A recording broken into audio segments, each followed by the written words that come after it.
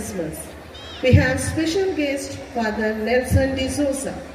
He has done his studies in Lourdes School, Davangere, and further education he did in Sandesh College, Mangalore, and became a priest in the year 2016.